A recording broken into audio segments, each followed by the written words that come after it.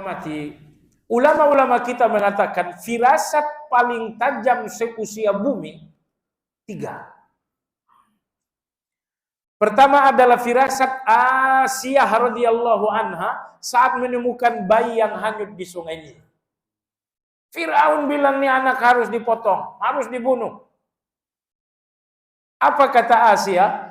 La taqtuluhu asa an yanfa'ana aw nattakhidahu walada. Jangan dibunuh.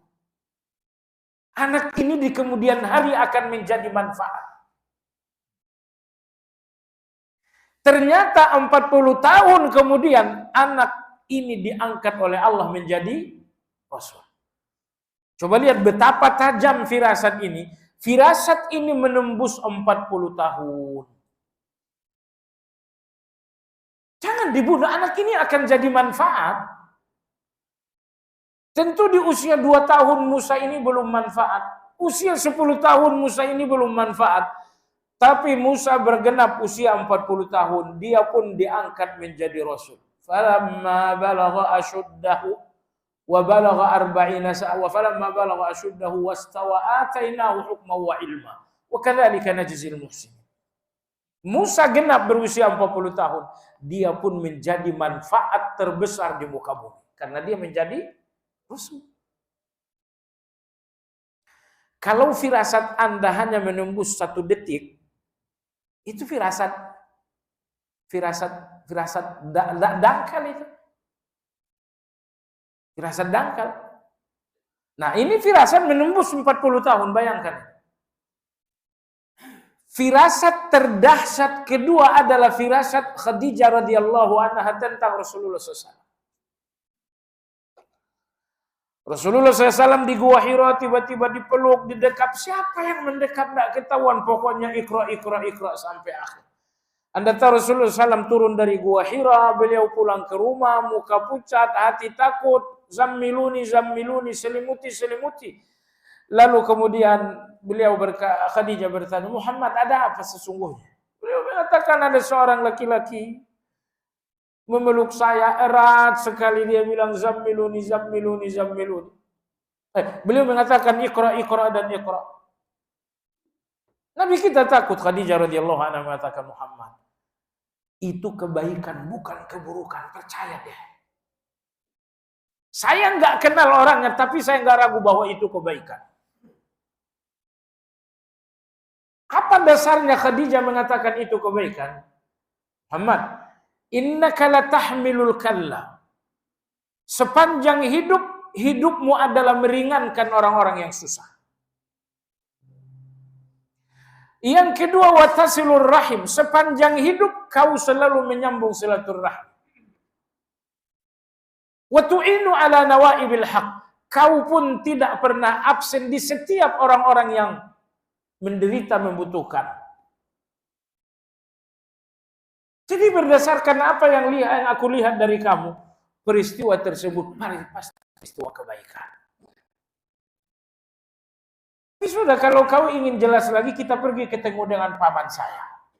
Maka Nabi kita oleh Khadijah radhiyallahu an diajak menemui paman Khadijah yang faham kitab suci, paham Injil. Beliau adalah siapa namanya? Pendeta?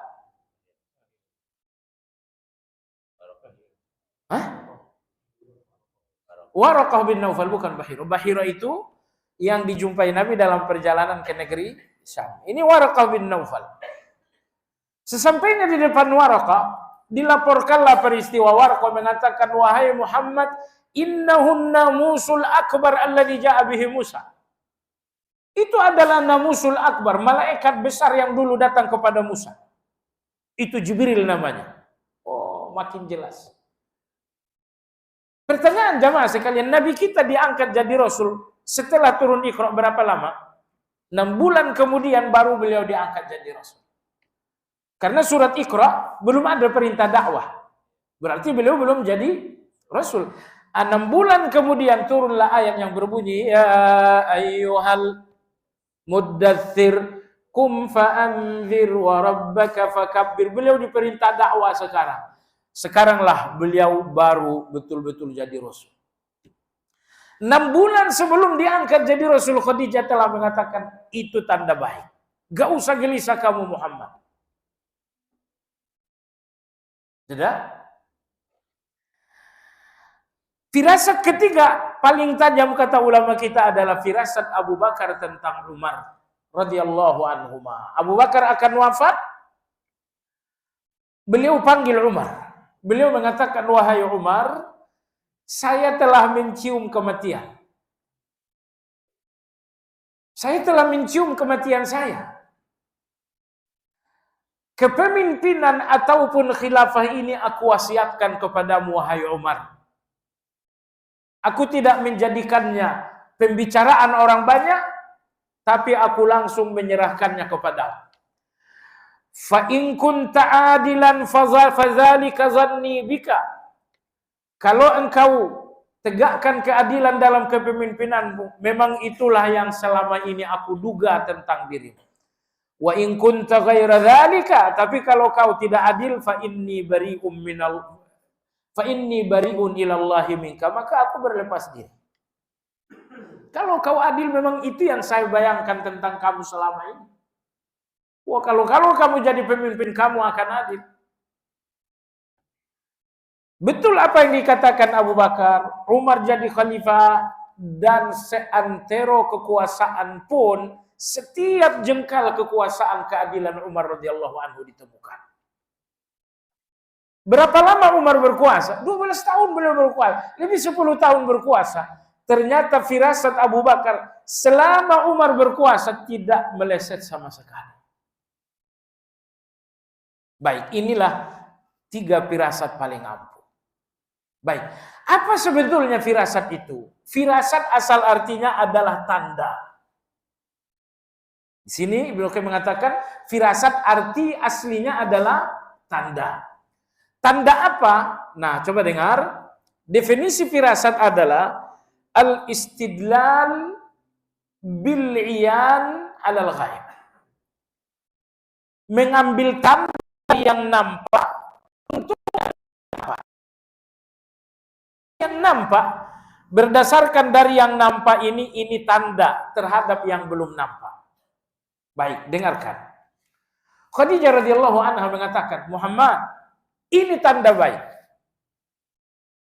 Itu sesuatu yang tidak nampak kan? Itulah firasat itu. Dari mana Khadijah mengatakan ini tanda baik? Karena ada tanda di depan mata. Muhammad, kau selalu membantu orang susah. Kau tidak pernah putus silaturahmi. Semua orang-orang yang pokoknya kau selama ini berbuat baik. Inilah yang ada di depan mata. Berdasarkan apa yang di depan mata, Khadijah mengatakan peristiwa itu adalah tanda kebaikan. Ini firasat. Ini yang dinamakan firasat. Berdalil dengan yang nampak untuk mengatakan yang belum terjadi. Abu Bakar radhiyallahu anhu melihat kepribadian Umar begini. Abu Bakar tahu bagaimana Allah 21 kali membenarkan langkah-langkah dan keputusan-keputusan Umar di depan Rasulullah SAW. Berdasarkan apa yang nampak di depan mata tersebut, Abu Bakar mengatakan, kalau kau adil, itulah yang aku duga selama ini. Ternyata beliau adil. Ini firasat. Yaitu berdalil dengan yang nampak untuk yang tidak nampak. Dan orang-orang beriman berdalil dengan yang nampak untuk yang tidak nampak. Anda lihat tsunami, bla bla bla, ya Allah. Betapa dahsyatnya Allah itu, betapa kuatnya Allah itu, coba lihat. Di depan mata Anda ada satu kekuatan, tapi apa yang di depan mata mengantarkan Anda kepada yang tidak nampak oleh mata, yaitu Allah Azza wa Jalla. Maka Allah berfirman dalam surat Al-Hijr setelah Allah bercerita tentang musibah yang dialami oleh umat-umat terdahulu, Allah berfirman, inna fi dzalika laayatin lil mutawassimin. Semua kehancuran ini, kehancuran kaum Saleh, kehancuran kaum Hud, ini semua tanda-tanda kekuasaan bagi orang-orang yang berfirasat. Apa maksudnya? Mereka melihat tindakan Allah sehingga mereka makin mengenal Allah.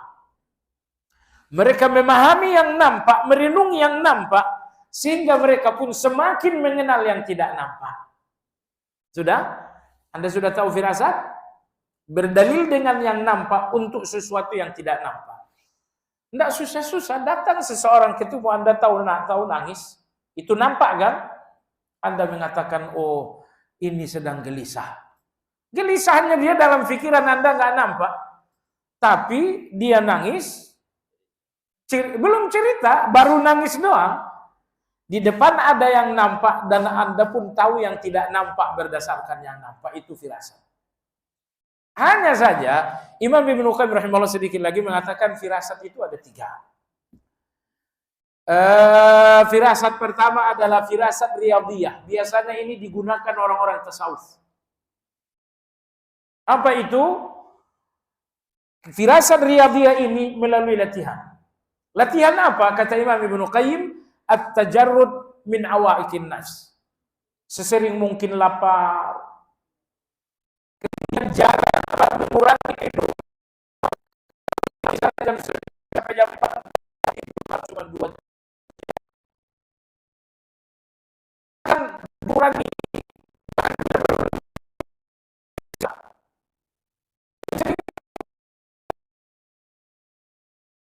Mas sekalian, ini ajaib. Orang yang sering lapar daripada kenyang, dia mengendalikan nafsu makan.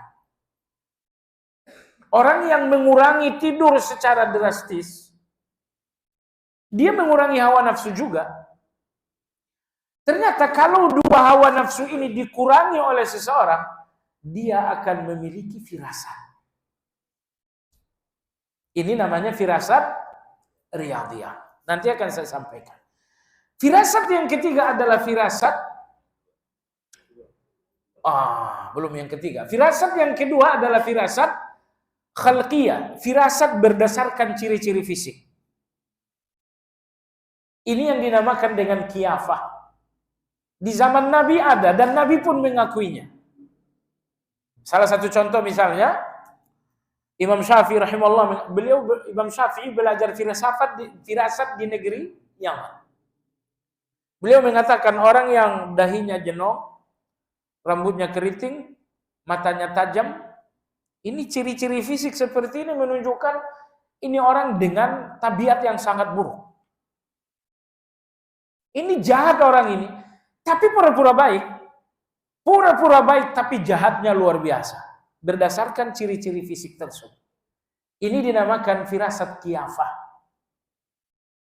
Nah, subhanallah jamaah sekalian, kabilah yang sangat luar biasa dalam firasat qiyafah ini namanya kabilah Bani Mudlij.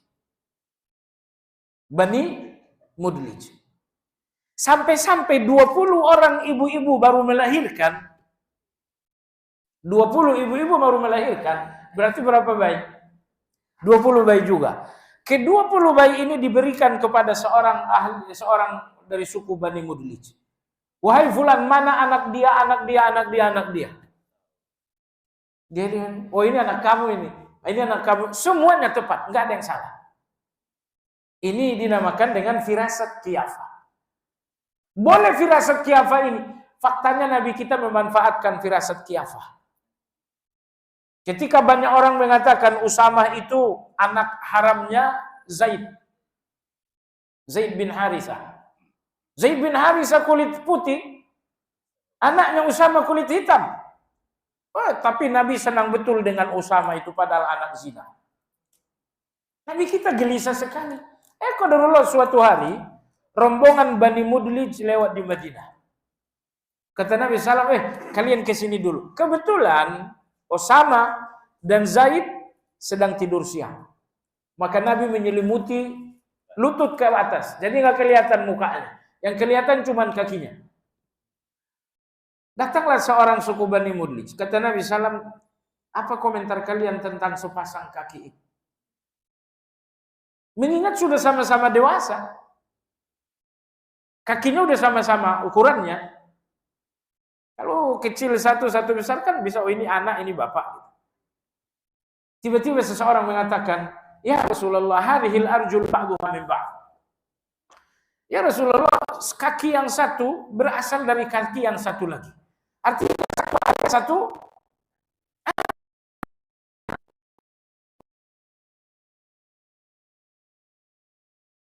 kata Aisyah, bangun, duduk.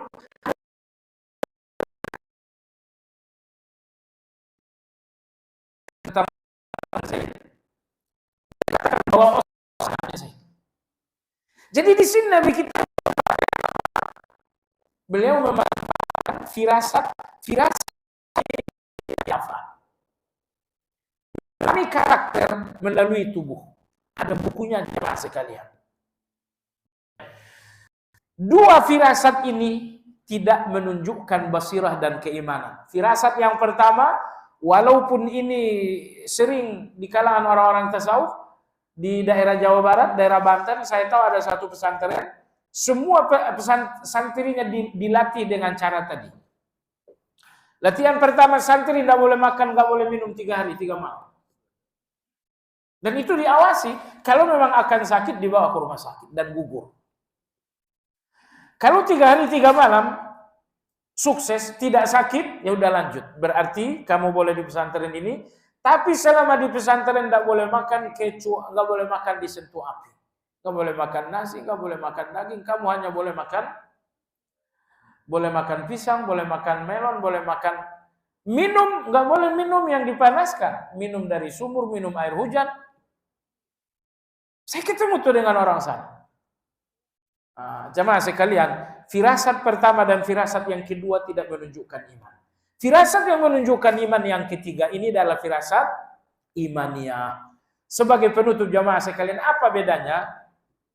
Bedanya, firasat yang pertama dan yang kedua sufliyah, tidak berhubungan dengan kebenaran. Tidak berhubungan dengan kebenaran. Misalnya, Imam Syafi'i rahimahullah dan Imam Muhammad bin Hasan, mereka duduk di satu tempat. Tiba-tiba lewatlah seseorang. Kata Imam Syafi'i, wahai Muhammad, mari berfirasat. Kata Muhammad, ayo. Kata Imam Syafi'i, apa pekerjaan orang ini? Kamu kenal enggak? Enggak, saya juga enggak. Sama-sama enggak kenal, mari berfirasat. Kata Imam Muhammad bin Syaibani, orang ini tukang jahit. Kata Imam Syafi'i, orang ini tukang kayu. Fix. Akhirnya dipanggil. Bapak, sebentar. Apa pekerjaan Bapak sekarang? Orang ini bilang, dulu saya tukang kayu. Tapi karena nggak kuat lagi, sekarang tukang jahit. Nah, soal laki-laki ini tukang kayu, tukang jahit, ada hubungannya dengan kebenaran tidak? Tidak ada. Maka firasat seperti ini, firasat sufliyah. Firasat yang rendah. Karena tidak ada hubungannya dengan benar dan salah. Tapi coba lihat firasat Abu Bakar tentang Umar. Firasat tentang keadilan. Apakah berhubungan dengan baik dan buruk? Iya, ini namanya firasat imaniyah. Firasat Khadijah tentang Nabi SAW, firasat berkaitan dengan baik dan buruk? Iya, ini dinamakan firasat imaniyah. Imam Ibnu Qayyim sebagai penutup mengatakan, yang menjadi ambisi dan memenuhi kepala orang-orang ahlul basirah adalah cinta kepada Allah. Sekali lagi, yang memenuhi pikiran orang-orang ahlul basirah adalah cinta kepada Allah. Apa sih yang Allah cinta? Apa sih yang Allah suka? Saya nggak mau ini karena Allah nggak suka. Saya nggak mau itu karena Allah nggak cinta. Jadi karena cinta Allah yang memenuhi pikiran orang-orang ahlul basirah, sehingga basirah mereka tajam untuk menentukan ini benar atau ini salah. Ini keliru atau ini tepat. Ini yang datang ini orang bertakwa, kalau ini atau ini orang munafik. Basirah mereka nggak akan keliru. Dan jamaah sekalian, basirah yang Anda butuhkan bukan masa depan seseorang ini dokter atau ini nggak dokter. Basirah yang Anda butuhkan adalah yang membedakan ini baik atau ini buruk. Baik atau ini baik atau ini buruk. Dan basirah di mana Anda akurat baik atau buruk, boleh tidak boleh. Basirah firasat seperti ini hasil dari basirah. Baik, demikian kajian kita, semoga bermanfaat.